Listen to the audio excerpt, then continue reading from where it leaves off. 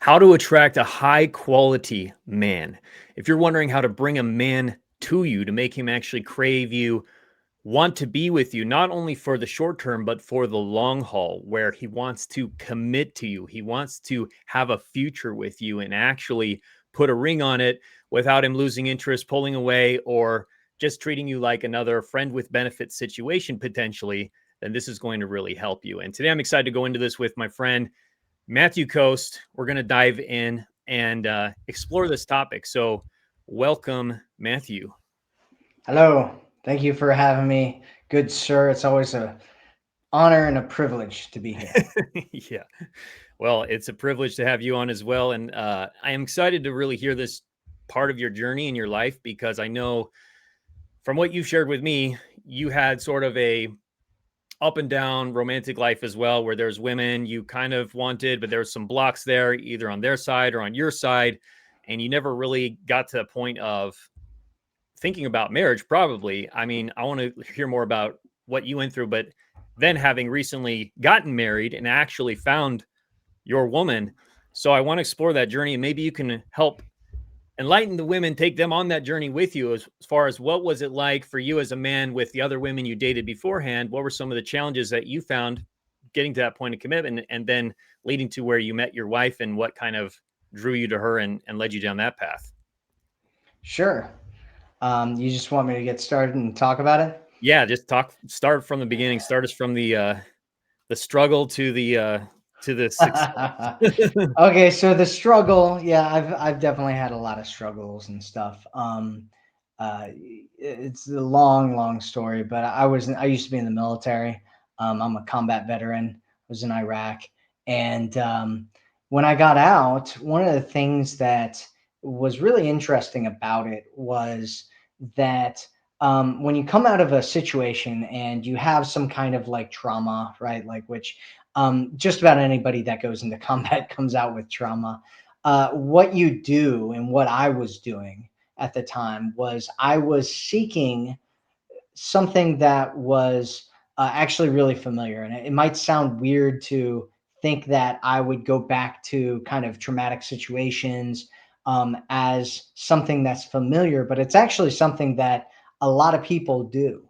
And it was something that I was doing because I had spent so much time in like this place where I was, my adrenaline was high, my cortisol was high, my emotions were high, my stress was high, that actually felt like being alive to me. It felt like life. And that actually kind of went into some of my relationships and what I was doing with dating and stuff because one of the things that a lot of us do, and at this point I've been working in the dating industry on the women's side, working with women since about 2013, and I've noticed that there's a lot of patterns that I was doing that a lot of these women were doing, and a lot of my growth and what I was doing, I was getting a lot of it through my clients and what was going on with them, and me helping them, and their stories and what was working for them actually helped me as well. And so um, what uh, I went through a lot of different dating experiences. Most of them were pretty bad. It wasn't until a few years ago, it was probably about 6 or 7 years ago, when I started realizing that what I was doing was the wrong thing to do. Right. And what I was doing was what most people do, which is you find somebody that you're really attracted to, try to build something with that person that you're really attracted to, and you hope it works out. Right. That is the general, what I like to call hope dating strategy that most of us are out there doing right now.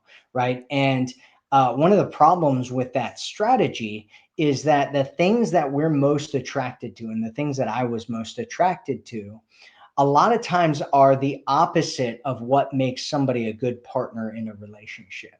Right. And so there was a pivotal moment when I was dating somebody, and I figured out that they were very, very toxic. Right. And it was the actual situation was, there's this girl that I was talking to, and she was lying to me about all these different things, and it was just absolutely crazy. And I remember afterwards, I won't get into details, but I remember afterwards, I was like, man, I am really attracted to toxic women. Yeah, that's what I figured out. I was like, I'm really attracted to that. And so I went on this journey of like, what's healthy, right? What would be a healthy relationship? What would that look like? And how would I, get into one of those, right? Especially if that's not what I'm really the most attracted to. And so one of the things that I figured out was that um, that what I really wanted, like really deep inside, what I really wanted was to be at peace. That's what a healthy relationship is. It's a relationship with all the things that most people look at as boring, right? It's like being in a peaceful situation, right? Having security there, having somebody who's got your back, and all these things, and they sound romantic and nice, and you're like, oh yeah, that's great. But what is exciting in a relationship is drama. It's chemistry, right? It's that feeling of butterflies and all that kind of stuff. But that and that's important. It's important to be attracted and have that chemistry and all that stuff being there to a certain extent. But when you make it the number one thing, which is what I was doing, is making it the number one thing that you're focusing on, and you're as your criteria for why you choose somebody, a lot of times what that ends up doing, especially if it hasn't worked for you in the past, it's probably not going to work for you in the future. And you'll end up getting into these situations over and over and over again where um, you're with a toxic person, just like what was happening with me. And so I was like, okay, how do I, like, what would it look like if I was doing something different? And so for a while I was like, what if I just like don't even like try to get into a relationship at all? How about I just make friends with people, right, and start spending time around them? And one of the things that I learned was, if you wait, because a lot of people are and one of my strategies back in the day, and what a lot of people are doing right now, is they're jumping into relationships way too quickly, right? You're just like, hey, let's get into a relationship, let's hook up, let's have sex, let's do all these things. And one of the problems with doing that is that then you get attached to a person, then there's a whole bunch of emotions that weren't there before. You don't really even know this person. Now you're trying to make something work with somebody that you don't even know who they actually are, right? Because it takes time. It actually takes a lot more time to get to know somebody and find out if they're a good match for you or not. So one of the things that I was doing was I was, I was doing what I recommend my clients do, right? That's worked for a lot of different women out there, which is, opening up who I'm talking to, opening up, um, you know, uh, uh, like who I'm talking to, people that I wouldn't normally talk to, or going for things show that somebody isn't toxic, right? So getting myself into situations where I'm um, developing friendships and connections with people that I normally wouldn't do. And eventually I ended up meeting the woman that's my wife now. And we met, um, we met online. Actually, we met on Tinder. And we met, and we talked and we spent time together, and it was great. It was a great time. We had a lot of fun. And it, there's a few times when we met and we were kind of dating and getting to know each other, where I would kind of question things, because it wasn't that same, like, I want to, like, rip your clothes off and, make love to you, crazy chemistry, psycho thing that a lot of times I would feel in the past, right? Which led to usually a toxic relationship, right? And so sometimes I would come up and it's like, okay, am I feeling the right things right now? But ultimately what I found, and what I was looking for most other, out there, was feeling like I was at peace, right? Feeling like I was with somebody that put my nervous system to rest, that helped me kind of calmed down. Because at this point in my life, I have, triggers and things that come up for me, because I've been through so many traumatic situations in my life, that I would have things come up for me, and it was really nice having a person that wasn't, feeding off of that, like maybe I might have had in the past, where, it was like I'd get triggered or they'd get triggered and I get triggered, and then we're both triggered and there's all this trigger stuff happening. And then next thing you know, you're blowing up, and then you're apologizing to each other. Right. And instead, it was a lot more calm than that, because she's a lot more calm than that.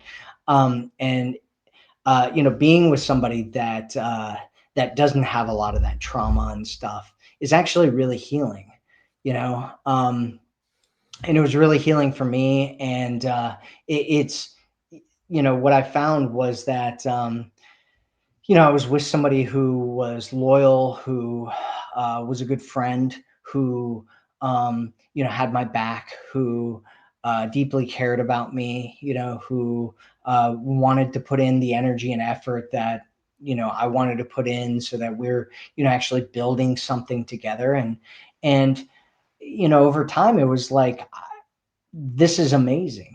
This is great. I'd be crazy not to, jump into this, with everything I've got. And so that's what I did, because it was great, and it's been great. And not to say we don't have challenges that come up sometimes, because we definitely do. Um, but it's, it's two people that are committed to each other, that are working towards, having a great relationship. And there's nothing more beautiful and sacred and amazing than that. So, um,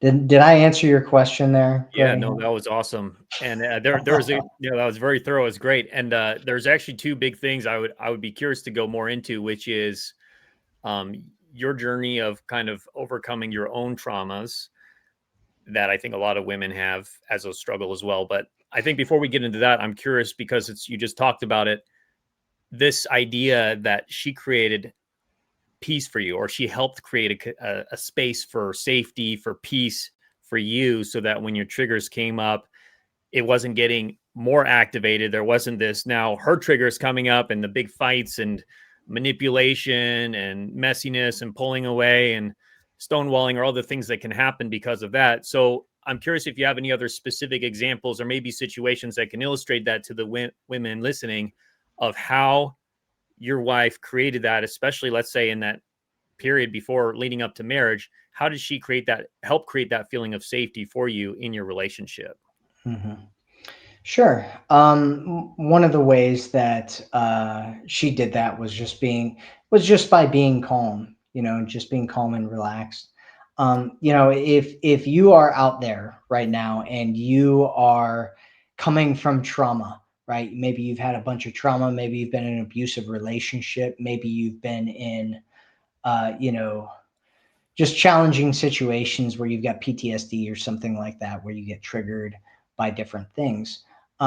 My suggestion is that you find somebody that's really calm and cool and collected, and it can feel like it's not as exciting, right? Because there's excitement in drama, there's excitement in, um, kind of this back and forth, what's going on, and is this person going to leave me and I'm leaving you, and all Yeah, that the kind of stuff. passion and the Yeah, drama. there's a lot of passion in that, but it's not, it doesn't make for a healthy relationship, especially long term, because those feelings of like, high chemistry, that stuff can come and go. It can, right? It not always, but it can, right? And when it goes away, what usually happens, and what I hear from most women, is they go, I don't even know this person. Like, I don't even know who this person is that I ended up marrying, because they wanted to jump into something that was based on this intense emotion that they were feeling, and then because of that intense emotion, what happens is I call it being love drunk, right? You're love drunk, you like see through your love drunk goggles, and you see this person when you're love drunk and you just ignore all the red flags. And like what do you do when you're in love, right? When you're in love, right? You'll do anything for somebody, right? You'll like, oh, you need me to do that, oh, I'll go do that, right? Like you haven't cooked before in your life. Suddenly you're Miss Susie homemaker cooking meals and giving them Make back it work. rubs, and right, because you're in love, right? Yeah. And that's what we do is we start, we ignore the red flags, we start doing anything we can, we get super invested. And then if it's actually a toxic situation, then that feeling at some point goes away. It could happen after 2 weeks, it could happen after 2 years, but at some point it fades, and then all of a sudden you're like, I didn't notice that this person's a narcissist, or I didn't notice that this person's you know uh, um, really manipulative, or is a man child, or whatever it is, whatever other situation you happen to get yourself into, which isn't funny, by the way. It sucks. And uh, and which is why it's so important, and it's better to focus on character first. Focus on this person's character. Like, who is this person, right? What happens when their character is tested, right? And the definition of character, when I talk about character, what I'm really saying is a good person for you to be in a relationship with. That's what character is it's how good of a person is this for you to be in a relationship with, right? And um, how do you know that? You know that by how they respond when things are not going their way, or when traumatic stuff comes up, or you get triggered, or whatever. How do they respond, right? What's going on with them? Do they start accusing you and blaming you? Do they blow it back at you? Are they kind and understanding? Like, what does that look like? And yeah, I the so um for her, in our relationship, she was very, and not to say that she doesn't have her own things that happen, right? She's got some traumas of her own, that we work through and deal with. And we look at each other's traumas. I look at her traumas and I go, okay, she had a trauma of being betrayed at one point in her life, right? Where she's a super loyal person, right? She's one of those people that is like, ride or die, who's like just, going all in on their person.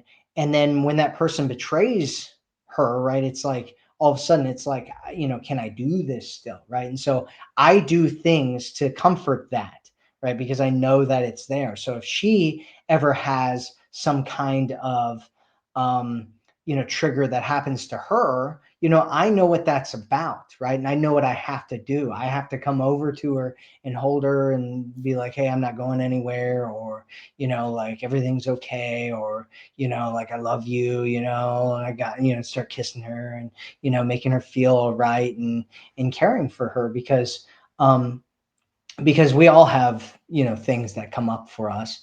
And um based on what things are coming up for that person is based on how you can respond to them, and treat them. Because what happens a lot of times is people will have stuff that will come up, right? Like, one of the most common things with guys, right, is that they want to feel like they're enough, right? Men want to feel like they're impressive, right? Like they can be respected by you, like they can be um, your hero, they can be your somebody that you can look up to, and think of as an important and good and honorable person, right? And a lot of times when guys do that, when they are seeking that, right, the natural reaction is to like pull away from it, right? So if a guy, so let's for instance give an example. Like, if a guy,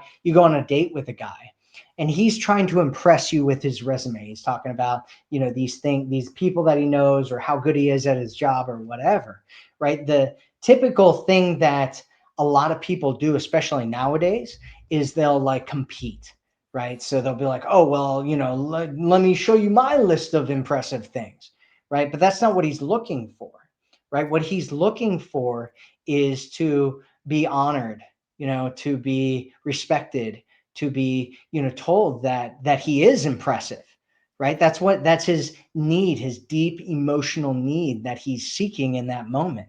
And so instead of trying to compete with him, or, like, trying to knock him down a peg or whatever people say, instead of doing that, instead just honoring him and respecting him and giving him that, right? That can change everything for him, right? Like, so let's talk about a narcissist for a second, right?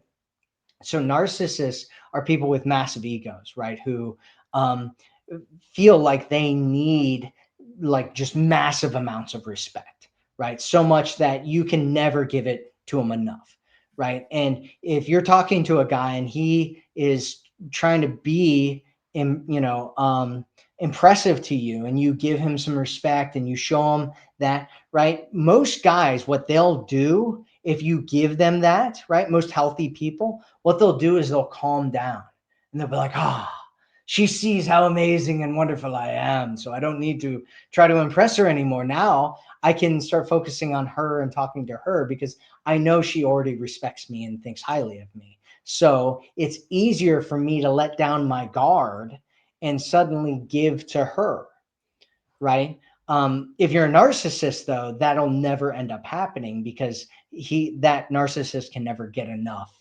attention and respect and stuff like that, because they have a gaping wound in their heart that just can't be filled by other people, right?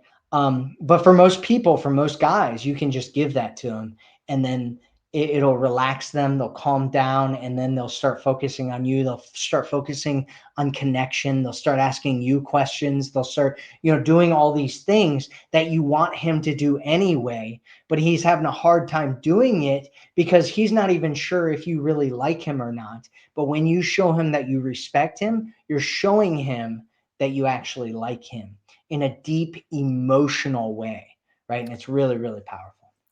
Yeah, and I'm interested to ask more also on what you mentioned as far as your when you were having triggers. No, when your wife was getting triggered and you would hold her and comfort her and let her know you loved her, which is great. That's the perfect thing to do, from the masculine to the feminine.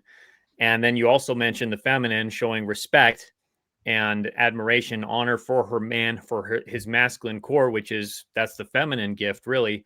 But I'm curious if there was anything particular your wife did, if there was any specific moment, just to kind of wrap that part up, because I think it would be helpful to the women. Was there a specific moment you can remember where one of your triggers came up, and how did she handle it? How did she navigate with you? So, for example, a woman listening, when her guy is getting triggered, or if he's doing something, how did she create that feeling of safety for you in like a specific way? Was there any like specific instance you noticed where it was like kind of make or break, where depending on how she would have handled it, you could have gone both ways, where you realized it wasn't the right relationship for you, or that you realized, like you said, that this is, why would you want to walk away from something like that? Somebody so loyal, so caring. So was there anything like that for you that you can remember or recall? Yeah, I mean, there was one instance, like early on, where something came up where, um, actually, it's a long story, but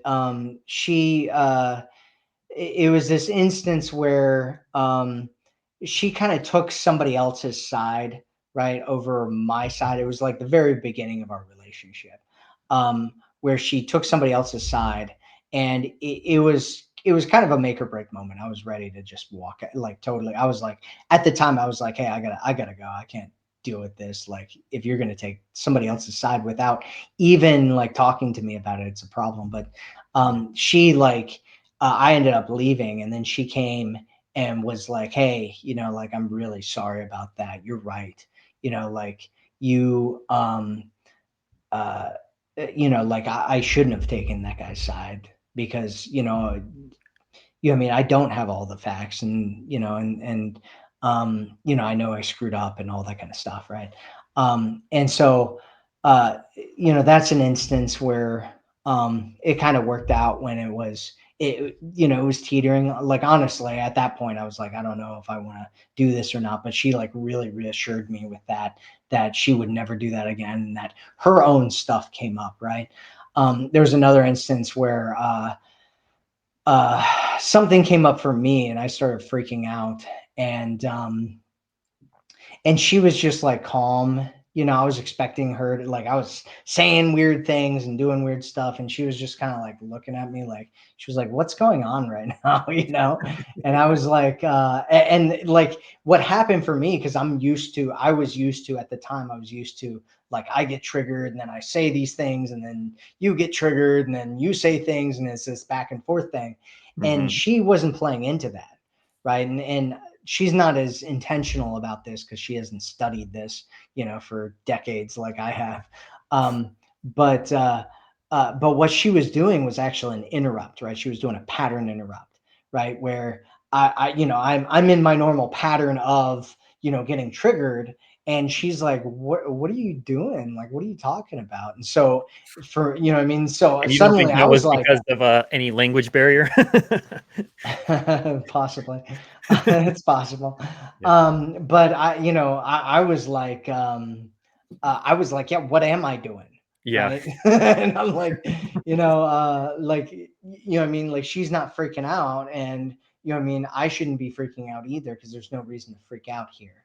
Right. And we can be on the same side. And, um, yeah, so I don't know, those are kind of the things that have happened. Is, she's just calm. My brother said she's he met her in Colorado, and he was like, yeah, she's calm as a cucumber, right? Which Yeah, is kind of a funny thing to say, but it's like, she's just chill, just chill about things, which is really nice. yeah, it's interesting because David Data talked about that in The Way of the Superior Man, where he talks about the difference between hot energy and cold energy, and how cooler men are, it's good for them to find a hotter woman, and hotter women, it can be good for them to find a cooler man. And so it's interesting that you have that dynamic too, in a way where she is the cooler one, you're a little bit more on the hot side, more passion, or more stuff comes up, more triggers potentially, but there's a nice balance that happens with that. But what I want to highlight, especially for the women listening, is it's very interesting how, for one, how important it is. You just demonstrated that, how important it is for a man to feel like a woman has his back, like takes his side, is willing to take his side on things.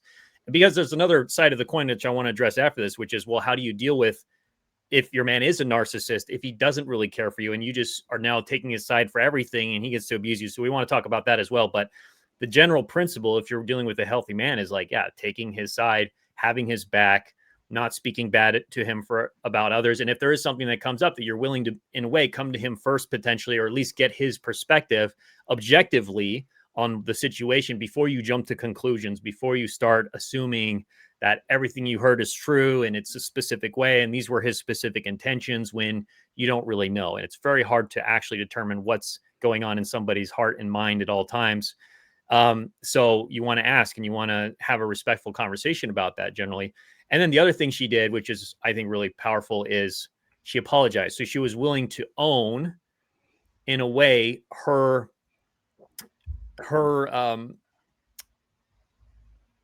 I guess you could call it slightly disrespectful behavior, or a decision she made that could be perceived as hurtful, disrespectful, or an attack of sorts, or just not having your back. And the fact that she was willing to own that, because it doesn't mean she owns everything, but something that she can authentically say, yes, this was something I did that was perhaps disrespectful, or I was in my masculine, or I was distrusting, or I was hurting you intentionally or unintentionally, and I do want to own that. And how that can build so much of a feeling of safety within a man. I know I feel that a lot for Antia whenever situations come up. And she's been like that as well with me, where if we've had some kind of big thing that happened, she was often the one who was first willing to come to me and say, like, I'm sorry, or let's talk about it. Or she would put my hand on, like, sometimes it would just be her putting her hand on, like, my knee or my shoulder, or giving me a hug or something like that, where it's just like this energy of openness, of like, I want to come to you. And which kind of goes along with the third thing that you mentioned, which was the pattern interrupt, and her sort of being willing to break the pattern that you may both have been in, or especially for you to say like, let's look at this a different way, or what's actually going on here. Or sometimes, like I read in this one book, that a woman can do these things like playful pattern interrupts, sticking her tongue out at you or something like that, or like going like or something like that, like in the middle of an argument, where it just like completely throws it off. And it's also playful and fun. Like a man can do this with a woman by like spanking her or twirling her around, but women can do this in fun ways too, by kind of being a little bratty or playful. um like, throwing a napkin at him playfully or something like that, definitely playfully. But so those are some interesting points, and I'm glad you mentioned those, because it gives some real actionable items that women can actually use with a man to have him get the sense of like, wow, this could be my life partner. Like, this is different. Do you have any other thoughts on that? Yeah, I mean yeah, totally. And yeah, I mean, just like I was saying before, if you have a lot of traumas and stuff, it's better to go for somebody that's that's calm and peaceful and that's loving, and if you're with somebody with a lot of traumas and stuff, it's important to be kind and understanding and empathetic, but it's probably more important just to be calm, and just relaxed and peaceful, more than anything else. And if you're in a situation where you both have a lot of traumas, you both have a lot of stuff, just go get therapy. I'm just kidding. Um, but seriously, like it's worth it to like spend some time and figure out what's actually going on with that person. Like what's actually like, and you don't even have to like, because I know some of the women that are going to be watching this, they're going to sit there and be like, well, this, he won't open up to me. He won't talk to me about his traumas and problems and stuff. And it's like, you don't have to have that person open up to you and talk to you about those things. You can figure it out based on what he is doing, what's actually going on with him, right? Because there's only so many different things that he could actually want based on how he's acting, right? And really, there's four different emotions that he's at least one of four different emotions that he's trying to get primarily as a result of being triggered or having something that's going on with him, right? There's one is he's looking for safety and security. That's a huge one. It's a big one for most people, especially people that have had trauma and issues and stuff in the past, right? The second one is he might be looking for respect, right? Respect or being feeling like he's important, feeling like he's significant, like he's somebody that that's worthy of respect and worthy of being enough, right? This is the number one thing for men, is wanting to feel like they're important, right? Mm-hmm. The third one is feeling like somebody's on his side, right? Somebody's like, got his back, right? That's kind of the loyalty one. Loyalty is probably number one this, and number two is safety and security. But somebody that's really there for him, and who's on his side and isn't going anywhere, right? And then the fourth one is, usually most people don't get triggered and need this, but the fourth emotion that he might need is feeling excited or feeling passionate or something like that. Um, and so it's usually one of those four, probably one of these three, and it might be a combination of those, based on what he's doing. And so you look at him and you go, okay, what might he be feeling right now? Like, what would cause him to act this way? What would he need as a result of this? And if you're at a loss for which one it is, the best thing to do is just to give him as much of all of them as you can, you know let him know that you're here for him. Let him know that that he's important to you. Let him know that you're not going anywhere. Let him know that that you've got his back and that you're on his side. and that can be a powerful way to make him feel like you're one of the most important people in his life to him, more important than his friends or his family, even, because a lot of guys don't have anybody that supports them in this way on his side. Yeah, that's awesome. And because you mentioned the narcissism piece, I want to touch on that as well, where within that, because we're talking about how a woman can attract a quality man. Well, what if the man she is attracting turns out to be broken, who is a narcissist, who has trauma that's so deep that she can't help him? What should she do to, for one, recognize the signs? You mentioned some of this already. Like, even when you respect him, even when you trust him, it's like it's never enough. He always Mm. craves more. It doesn't like calm him down. So that's like one sign. But then what should a woman ultimately do if she recognizes that she may be with a narcissist? She may be with he has some other severe damage that he needs to get some help, but it's not safe for her. So she creates safety for him, but is it safe for her? So what should she do in a situation like that? What would you recommend? That's a good question. I think that more than anything else, you need to focus on your own safety. Focus on um, your own needs and making sure that you're taken care of.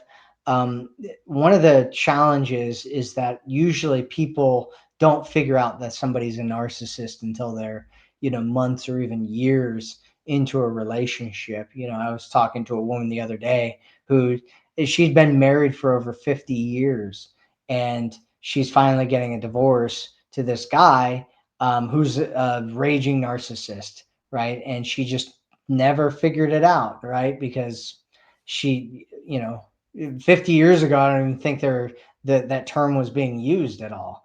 Um, but the sooner that you can figure it out, the better.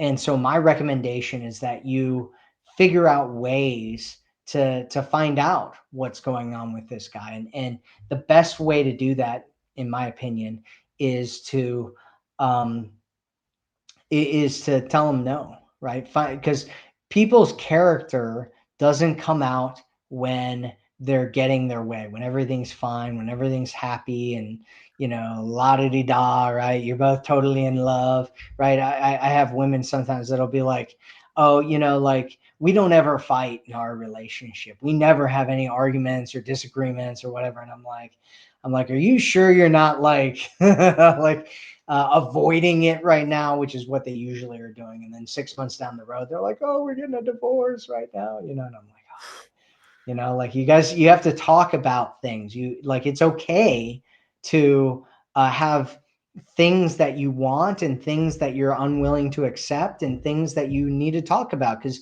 it's two people coming from different backgrounds and you're not going to agree and see eye to eye on everything, right? And so you need to talk things out sometimes, and find out where that person's coming from and let them know where you're coming from, right? These are things that need to happen. And so early on in dating, you want to have experiences where things aren't going his way all the time, right? And it's very easy to have something like that. If you go and do something where he's not good at it, how does he respond to not being good at something?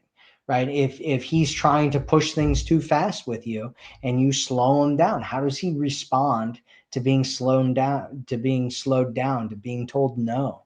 Right? Those things will show you what his character is like, because that's when his character comes out. And if you don't have any instances where he's being challenged, you're not going to know what kind of a man you have until deep into the relationship. And so it's important to find out those things, right? Not to say that it's going to always be pretty.